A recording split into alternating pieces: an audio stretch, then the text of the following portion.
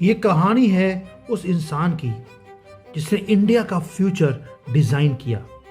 और सोचिए, एक ऐसा प्लेन क्रैश जिसने पूरा इतिहास बदल दिया। ये बात है जनवरी 1966 की। माउंट ब्लैंक एक एरिया, एल्प्स का ऊंचे ऊंचे पहाड़ और एयर इंडिया की फ्लाइट 101 सीधा पहाड़ से जाकर टकरा जाती है।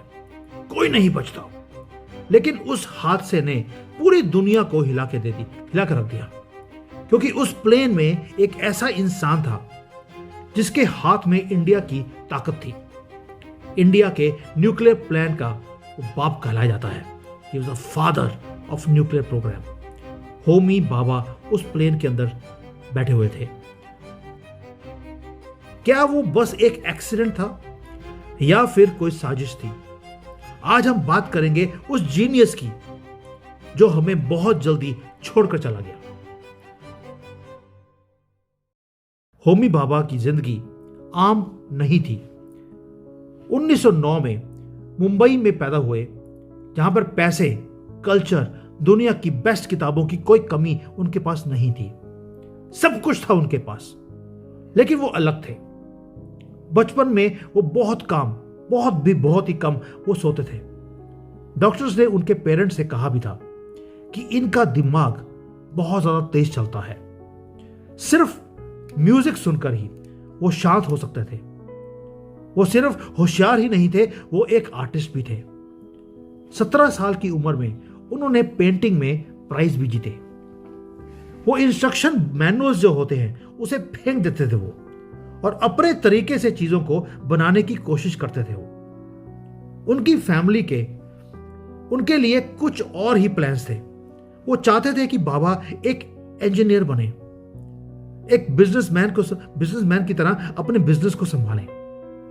उन्होंने बाबा को कैम्ब्रिज की यूनिवर्सिटी में यूके भेज दिया ताकि वो वहां पर स्टील मिल्स को कैसे चला सकते हैं उस चीजों को सीख सकें। लेकिन होमी की जो किस्मत है उसमें कुछ और ही लिखा हुआ था। 1927 में कैम्ब्रिज में पढ़ते हुए वो फिजिक्स का जो सबसे ज्यादा सुनहरा, आपको मालूम है कि दौर था 1927 में, बाबा वहां पर जाकर इंजीनियरिंग पढ़ने लग गए। लेकिन उनके वहां पर कुछ और दिखा कि वहां पर कैम्ब्रिज के अंदर एटम्स, क्वांटम थ्योरीज, ब्रह्मांड के राज, इनके ऊपर बहुत ज्यादा काम हो रहा है। उन्होंने एक बड़ा फैसला लिया। उन्होंने अपने पिताजी को एक चिट्ठी लिखी। उन्होंने कहा, मेरे अंदर फिजिक्स पढ़ने की आग है। उन्होंने इंजीनियरिंग छोड़ दी और वो एक स्टार बन गए। अपनी जवानी में वो बड़े बड़े साइंटिस्ट के साथ काम करने लगे। उन्होंने कॉस्मिक रेज के राज खोले। वो एनर्जी जो स्पेस को चलाती है उसके ऊपर काम किया। उन्होंने प्रूव किया कि पार्टिकल्स कैसे एटमॉस्फेयर में आकर बिखर जाते हैं। इसे बाबा हेटलर थ्योरी कहा जाता है और बहुत पॉपुलर है। अब वो सिर्फ एक स्टूडेंट नहीं रहे, वो दुनिया के सबसे तेज दिमाग में से एक कहलाने लगे। और 1939 में बाबा एक छोटी छुट्टी पर भारत वापस आ गए, और जैसे ही वो भारत पहुंचे वर्ल्ड वॉर 2 शुरू हो गया।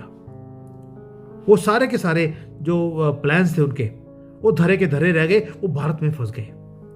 वो वापस यूरोप जाना चाहते थे लेकिन जा नहीं सके। उनकी लैब छूट गई थी, उनका रिसर्च वो रुक गया था। लेकिन इस छुट्टी ने इंडिया का फ्यूचर बदल दिया। जैसे कहते हैं, भगवान ने सुन ली भारत की। उन्होंने अपने देश को ध्यान से देखा, यहां के कल्चर को उन्होंने पढ़ा, पर मॉडर्न साइंस यहां पर नहीं थी, उसका उनको दुख था। उनके पास 2 रास्ते थे। या तो वो वॉर खत्म होने के बाद उसके इंतजार करते और वापस चले जाते, या यहां पर रुककर जीरो से कुछ बड़ा बनाते। उन्होंने मुश्किल रास्ते को चुना। उन्होंने टाटा ट्रस्ट को लिखा एक चिट्ठी। उन्होंने सिर्फ नौकरी नहीं चाहिए, उन्होंने एक इंस्टीट्यूट बनाने की एक गुजारिश रख दी। उनका मानना था कि अगर इंडिया को महान बनना है तो हमें एटम की ताकत को समझना पड़ेगा। अब वो सिर्फ साइंटिस्ट नहीं थे, अब वो देश को बनाना चाहते थे और देश को बनाने की राह को वो क्रिएट करना चाहते थे। अगले 20 साल तक बाबा रुके नहीं। उन्होंने Tata institute of fundamental research को बनाया। एटॉमिक एनर्जी प्रोग्राम उन्होंने भारत में शुरू किया। वो चार्मिंग आदमी थे और उन्हें आर्ट भी पसंद था। वो प्राइम मिनिस्टर के साथ उठते बैठते थे। उन्होंने दुनिया को दिखाया कि इंडिया अब आगे बढ़ने की राह के ऊपर है। लेकिन फिर आया साल 1966। वो जिनीवा जाने के लिए फ्लाइट 101 पे वो सवार हुए, लेकिन वो कभी वहां पहुंचे ही नहीं। मॉन्ट ब्लैंक पर हुए उस क्रैश में सब कुछ खत्म हो गया। और फिर बातें शुरू हुई। कॉन्स्पिरेसी थ्योरीज सामने आनी शुरू हो गई। लोग पूछने लगे, क्या यह CIA का काम था? क्या विदेशी ताकतें इंडिया के न्यूक्लियर प्रोग्राम को रोकना चाहती थी? क्या यह हादसा उन्हें चुप करवाने के लिए यह किया गया था? इसका कोई सबूत नहीं है, कोई डॉक्यूमेंट नहीं है, सिर्फ शक है। लेकिन सच यह है कि शायद उन्होंने इंसान को रोक दिया, पर उनकी सोच को वो नहीं रोक पाए, क्योंकि आज भी उनके बताए हुए या उनके बनाए हुए इंस्टीट्यूट्स वो खड़े हैं। उनके रिएक्टर्स आज भी चल रहे हैं। उनके स्टूडेंट्स ने उनका काम आगे बढ़ाया। होमी भाभा ने इंडिया को सिर्फ न्यूक्लियर पावर नहीं दी, उन्होंने इंडिया को आत्मविश्वास दिया, एक कॉन्फिडेंस दिया। उन्होंने दिखाया कि हम अपनी किस्मत खुद लिख सकते हैं। और ये एक ऐसी लेगेसी है जो कभी नहीं मरती, कभी मिट नहीं सकती। सो दोस्तों, कैसा लगा आपको ये वीडियो, जहां पर हमने पूरे जो हमारे ग्रेड्स हैं उसके ऊपर हमने वीडियोस बनानी शुरू कर दी। ऐसे ही हमने एक कोलैबोरेशन किया है मिगोरो एजुकेशन चैनल के साथ, जहां पर 100 से ज़्यादा बायोग्राफी स्टोरीज़ की, साइंटिस्ट के ऊपर, हमारे मैथमेटिशियंस के ऊपर, जो अभी के हैं या पुराने हैं, उन सब के ऊपर हम वीडियोस बना रहे हैं।